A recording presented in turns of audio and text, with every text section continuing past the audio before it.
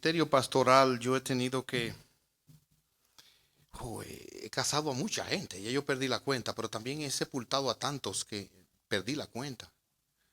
Y entre las cosas que he tenido que vivir ha sido ver a una persona partir, ver a una persona morir. Varias veces me ha tocado estar orando y la persona partir. Y no les puedo negar que es una experiencia impactante, mucho más cuando esa experiencia la vemos o la vivimos en un contexto de abuso, de persecución, de opresión.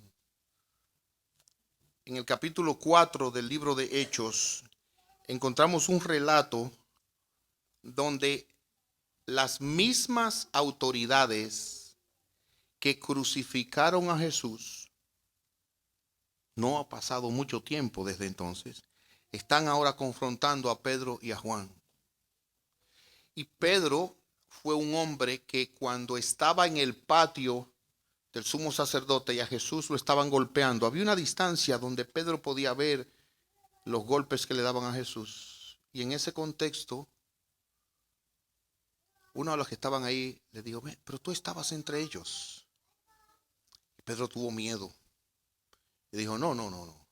Y después le dijeron, pero es que tú hablas como ellos. Y él, para demostrar que no era él, comenzó a hablar malas palabras. Y finalmente le dijeron, pero sí, tú andabas con él. Y él dijo, yo no conozco a ese hombre. Y salió huyendo.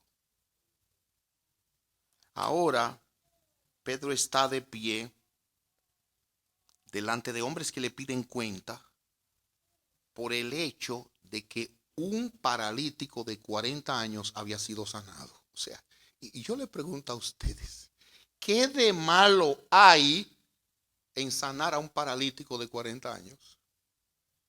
El problema no es que haya algo malo, el problema es que desde el Génesis la Biblia enseña que hay una oposición entre la simiente de la serpiente que representa al diablo y la simiente de la mujer que es Cristo.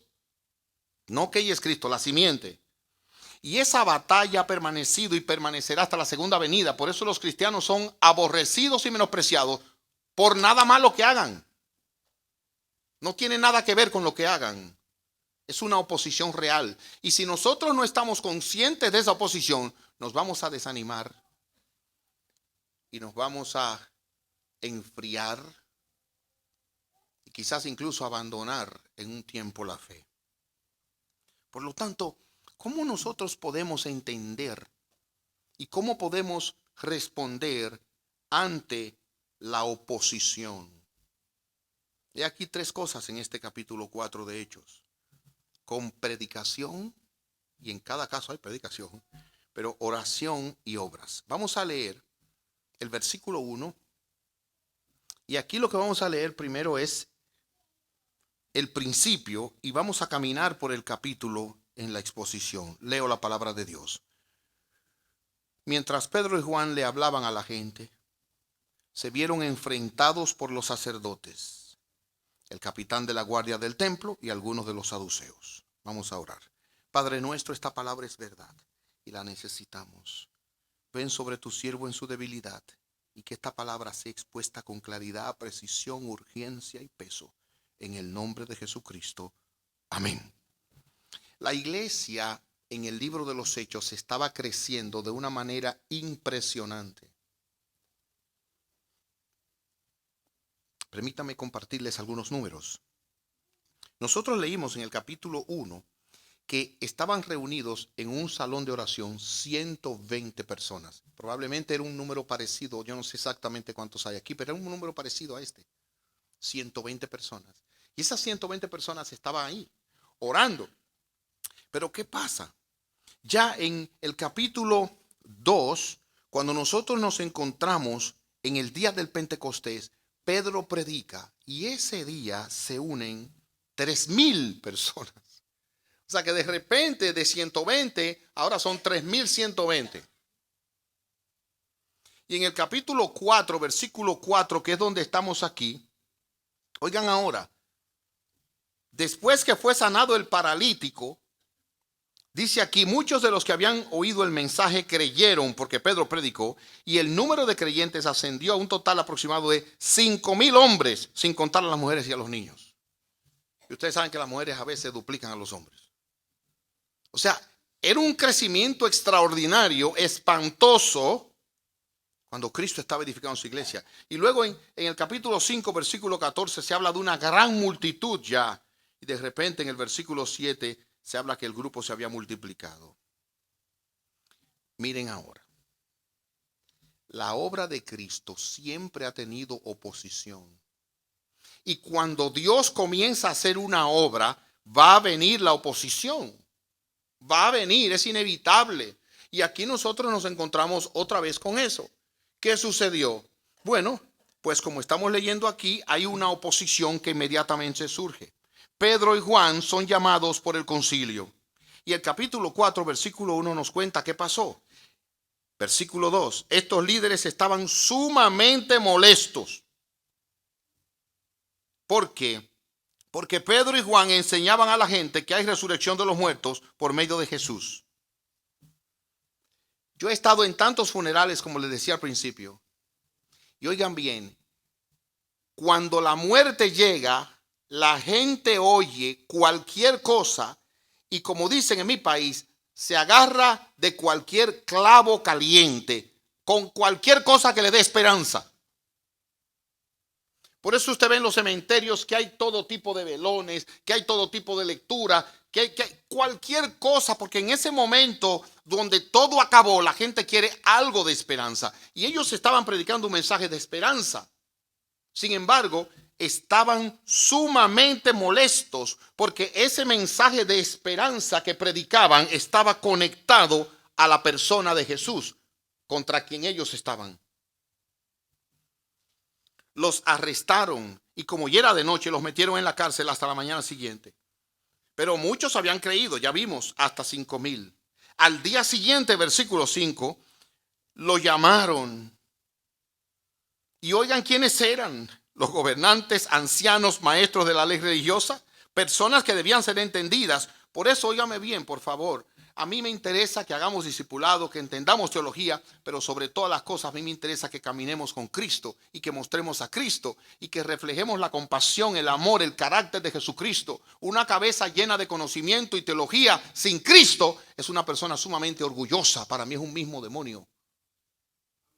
Sí, aprendan. Claro que hay que aprender, que hay que estudiar. Claro que tenemos que prepararnos, pero más que eso está cómo vivamos. Y hay personas que son muy entendidos en teología, pero cuando va a lo íntimo de su casa son maridos groseros, abusadores, padres ausentes, desconsiderados, además de vago y todo lo que usted le quiera meter. Oye, ¿qué es lo que tú eres? Para los que llevan nota, ustedes pueden creer que el apellido mío no es García Ramírez, sino García Román. ¿Por qué se lo digo? Porque eso se remonta a mi abuelo materno. El papá de él era un sacerdote católico ahí en la ciudad. Y como no ponía a tener hijos, él tenía sobrinos, como 15, y uno de ellos era mi abuelo. Y mi abuelo dijo: no me voy a poner el apellido de mi papá, sino el de mi mamá. Un religioso, modelo en el pueblo. Entonces, desgraciadamente, a veces las personas que tienen mucho conocimiento, si no muestran a Cristo, no son nada.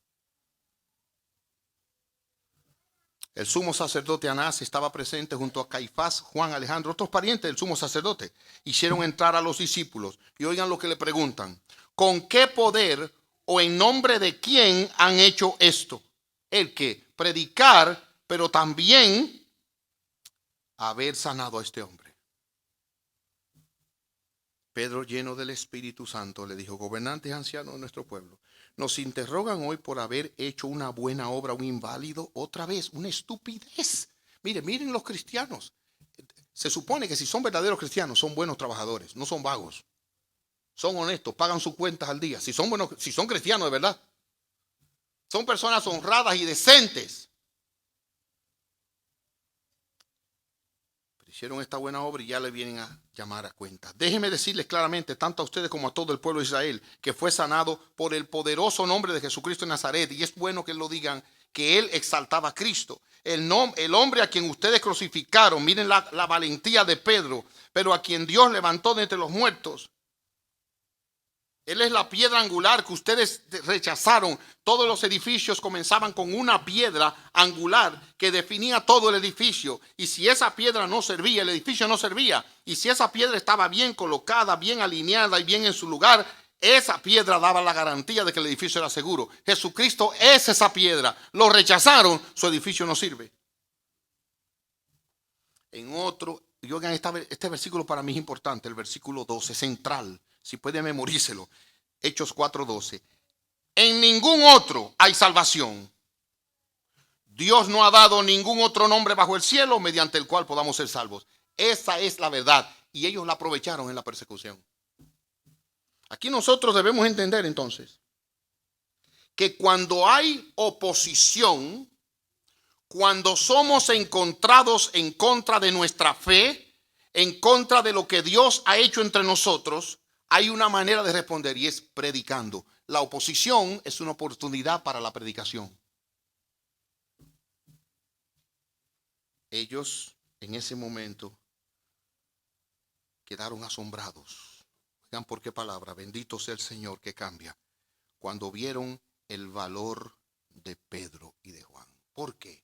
Porque, óigame ahora, hermanos, cuando Jesús fue arrestado, todos los discípulos salieron corriendo. Y hubo uno que salió desnudo incluso.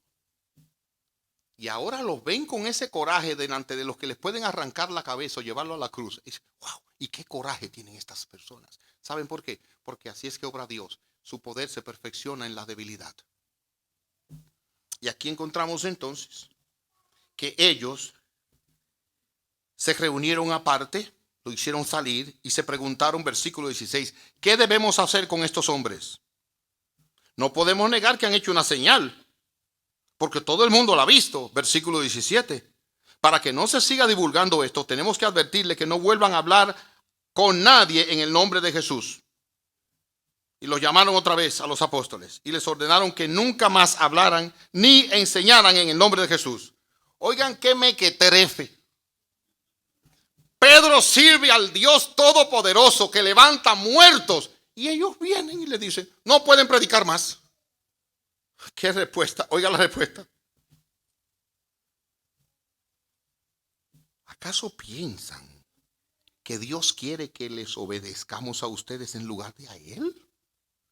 Nosotros no podemos dejar de hablar acerca de todo lo que hemos visto y oído. Wow, le taparon la boca. No somos nadie. ¿Y ustedes quieren que no hablemos de lo que hemos visto y oído? Se equivocaron. Mi hija no está aquí ahora y lo que yo puedo decir, lo puedo decir. Y gloria a Dios. Ustedes saben que en el sistema escolar de este país está prohibido hablar de Jesús. Una nación fundada en la palabra de Dios. Pero está prohibido hablar de Jesús.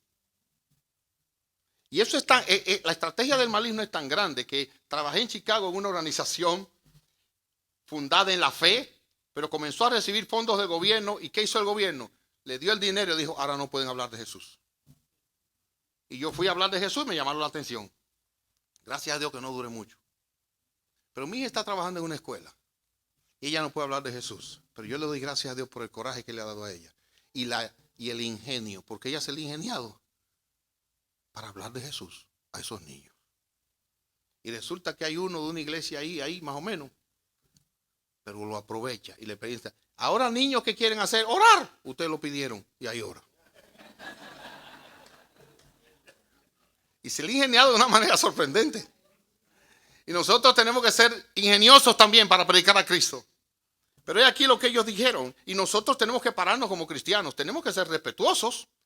Claro que sí. Pero al mismo tiempo, nosotros no podemos dejar de hablar acerca de todo lo que hemos visto y oído. Y yo te digo una cosa, si Jesucristo te ha salvado, si Jesucristo te ha perdonado, si Jesucristo te ha dado esperanza de salvación y vida eterna, si Él ha cambiado tu vida, tu hogar, todas las cosas, tú no puedes dejar de hablar de lo que has visto y oído.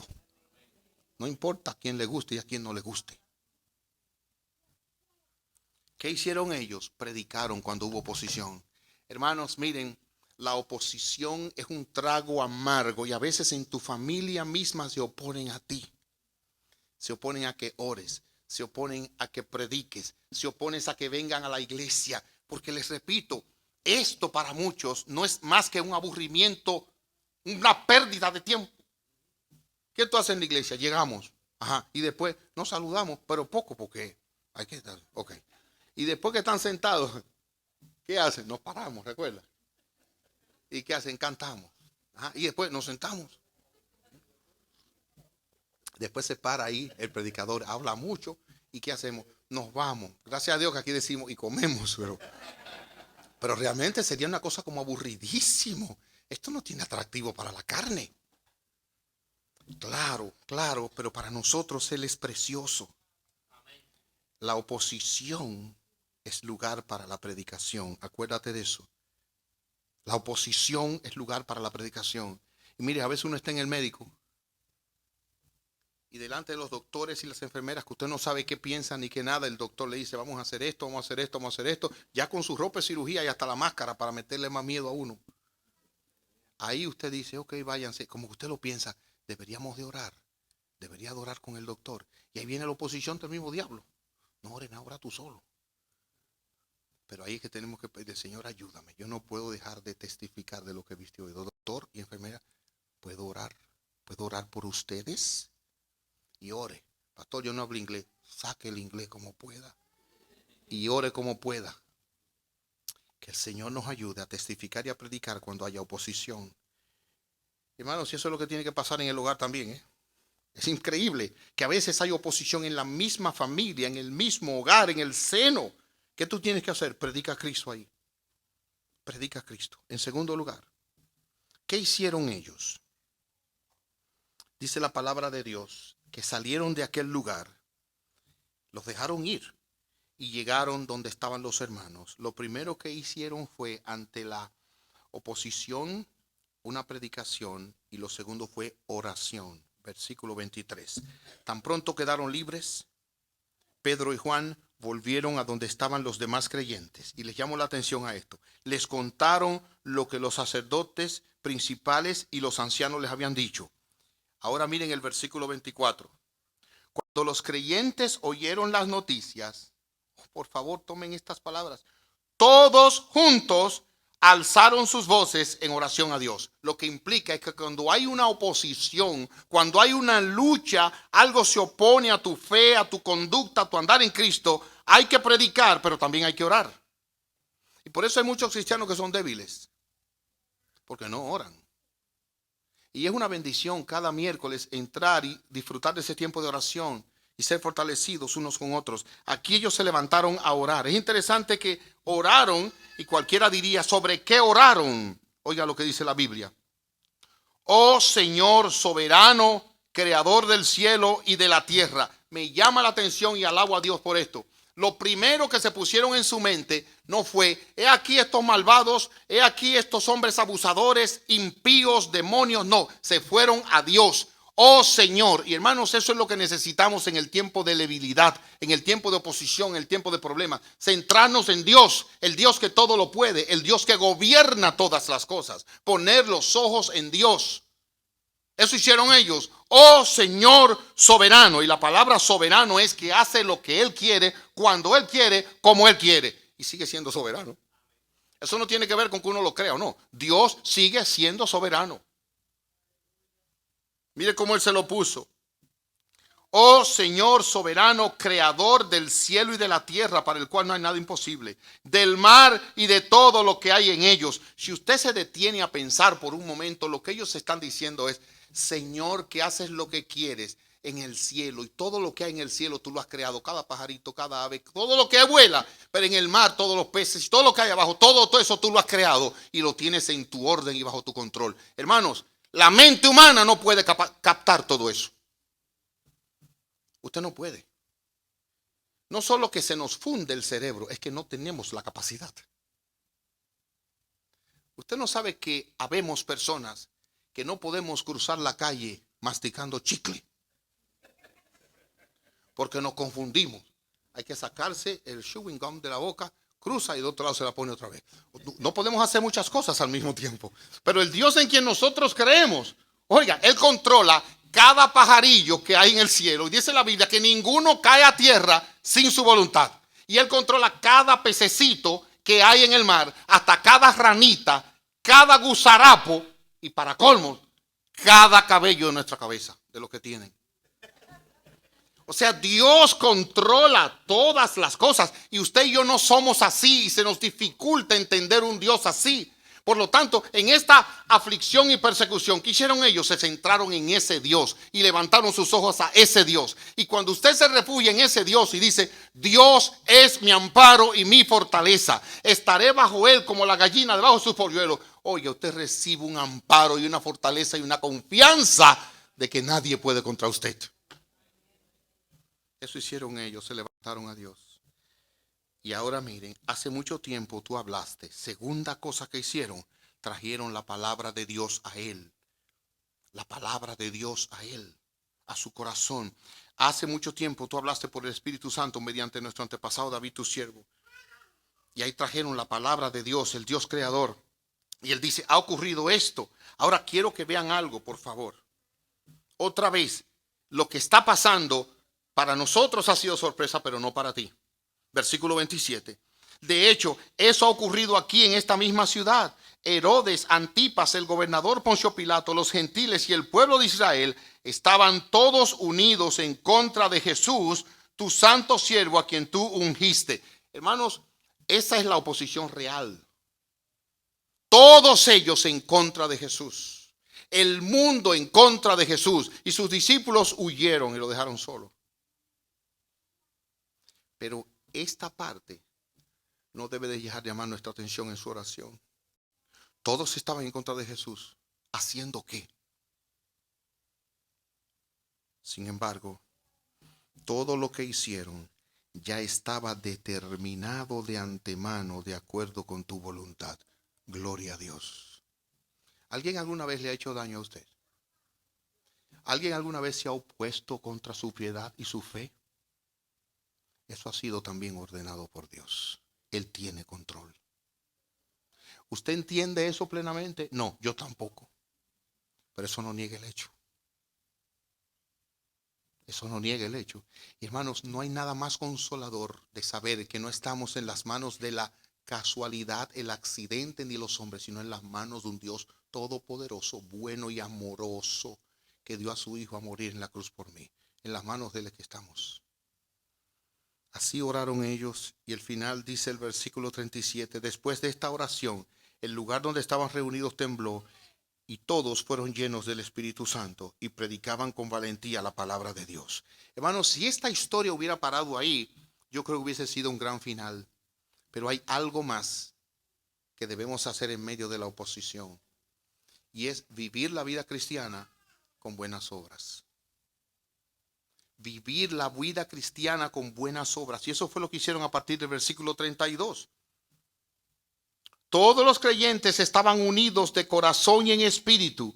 Consideraban que sus posesiones no eran propias, así que compartían todo lo que tenían. Y esto es, oigan ahora hermanos, estamos aquí, nos alegramos aquí, bendecimos a Dios aquí, pero luego vamos a compartir un poco como hermanos. Y si alguien tiene necesidad, ¿cuál es la necesidad? Y si aquel está pasando esto, vamos a asistirle, vamos a extender la mano, vamos a llorar con el que llora, vamos a alegrarnos con el que se alegra. Y por eso hay ese balance en la iglesia. Una pare un bebé y estamos felices.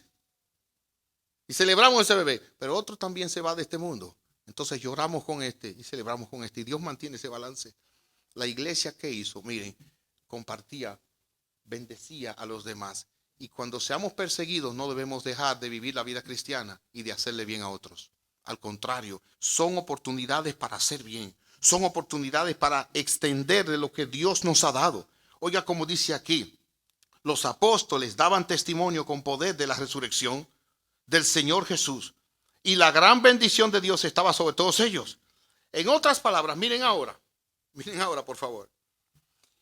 En la oposición, predicación. No hay otro nombre en el cual podamos ser salvos. Hay salvación y es en Jesucristo. Cualquiera tiene salvación en Jesucristo.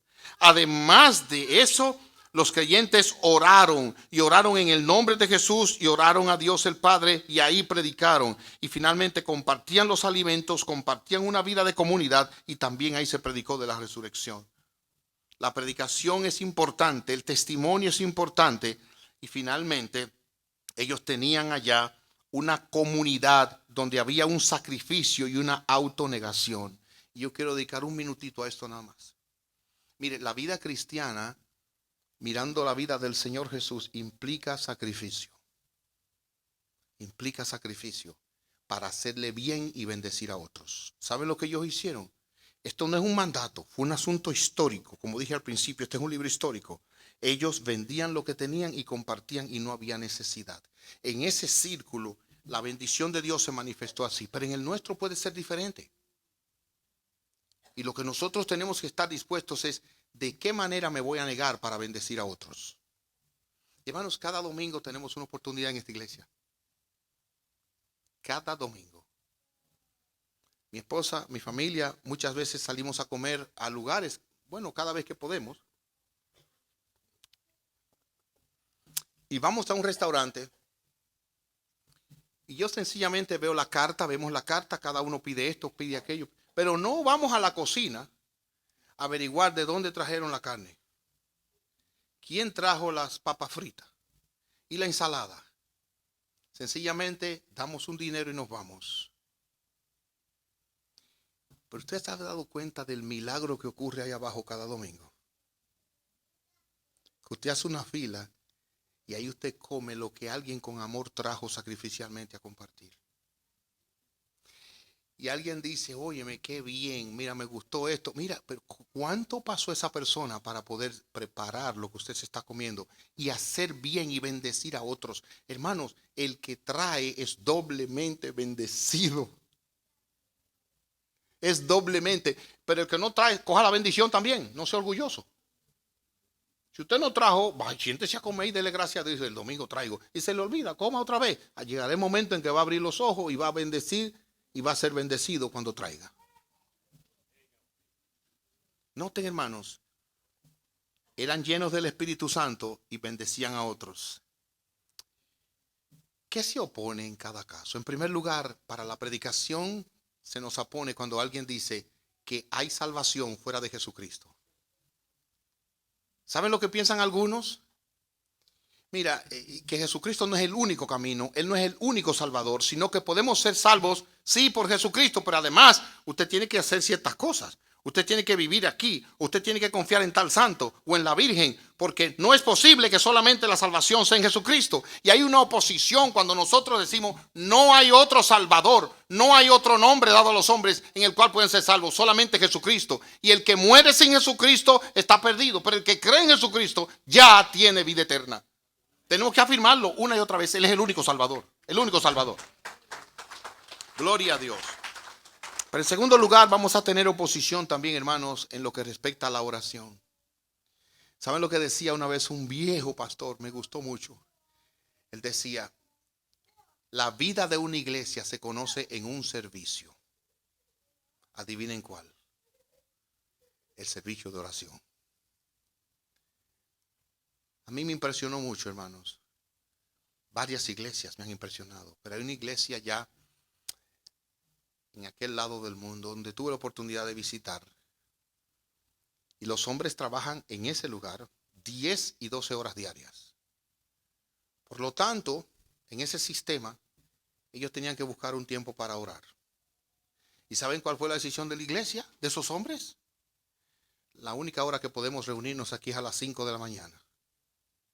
Y óigame, la iglesia se llenó de hombres y mujeres, hermanos, orando a las 5 de la mañana. ¿Qué pasaría si aquí ponemos un servicio de oración a las 5 de la mañana? ¿Cuántos se inscriben? Dice, oye, me encantaría. Sin embargo, si te llaman a un trabajo con una buena paga a las 2:30 de la mañana, comienza a hacer planes seguidos. Ustedes se dan cuenta de lo que pasa en el corazón de nosotros. La lucha que hay.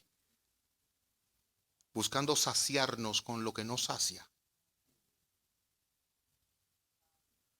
Hay una oposición a la oración. Mira, predícate a Cristo. Alaba a Dios, date cuenta de que tu vida está en las manos de Dios. Date cuenta de que Él es el soberano, Él controla todo. Ven a orar y pide a Dios que te dé coraje como ellos pidieron. No en contra de aquellos. Dame coraje para predicar. Hermanos, cuando hay oposición para venir a la iglesia y compartir con los hermanos, recuerden que aquí no solo venimos a esto, lo cual es lo más importante, pero también nos dedicamos a aquel tiempo allá abajo. Aquel tiempo allá abajo es valioso, porque usted se niega a usted mismo. Hay personas que son como los gatos. ¿Usted ha visto cómo comen los gatos? Pues para que no lo ha visto, oiga bien. El gato cuando le dan comida no mira el que se la dio para no ser agradecido. Él come boca abajo así. No le da a nadie.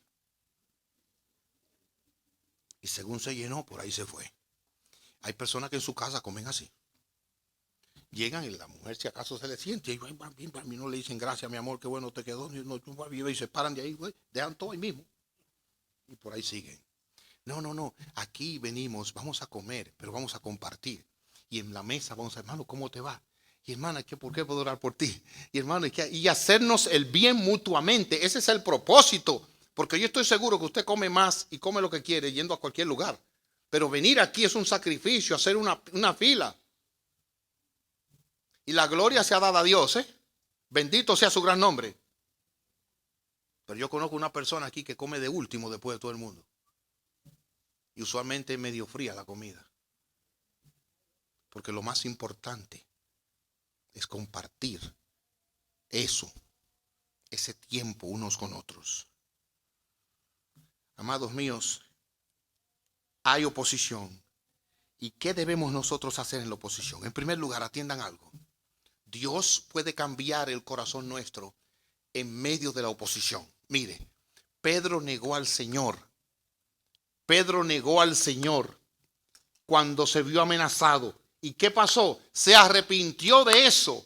¿Y quién está hablando con coraje y valentía? El mismo Pedro. Por lo tanto, no importa cuántas veces usted haya fallado en dar testimonio de Jesús, si se arrepiente y le pide a Dios la gracia, Él se la dará para que sea un testigo eficaz de ahora en adelante. En su propia casa, en el trabajo y donde quiera. Hermanos, esto es lo bueno de la fe. Que haya arrepentimiento y esperanza en Jesucristo. Falló, perfecto.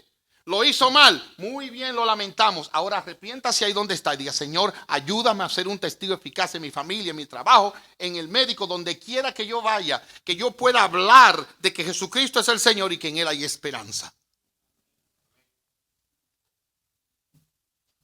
Y finalmente, hermanos, aprovechemos la oposición para testificar de Jesucristo confiando en Él.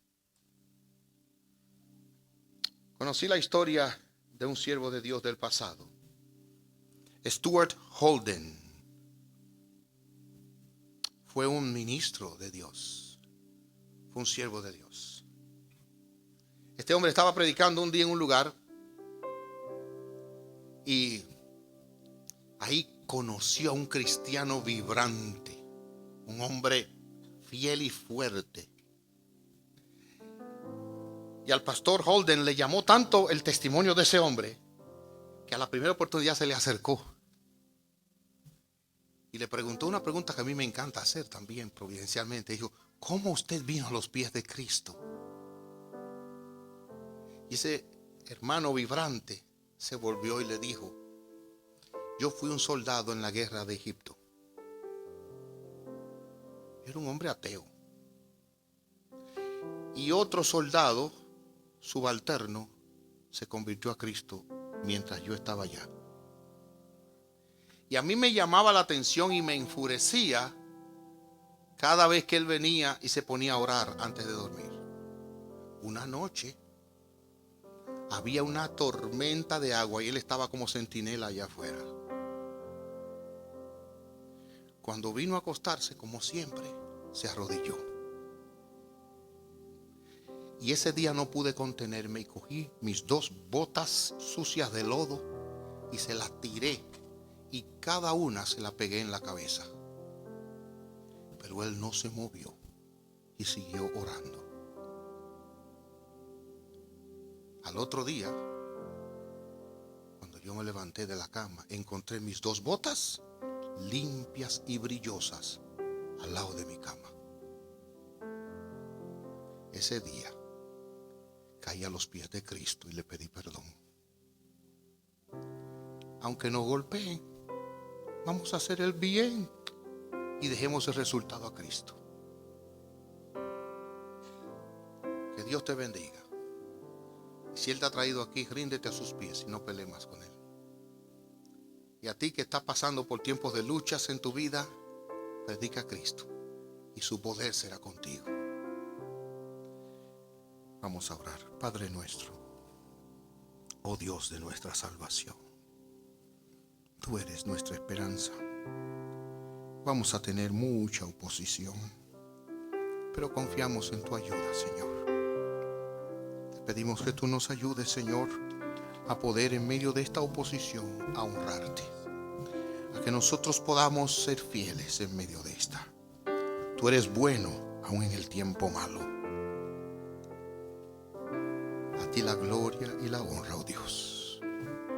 Y si alguien no te conoce, que hoy es el día que se rinda delante de ti, que no pelee más contigo como esos líderes religiosos, que crea en el nombre de Jesús.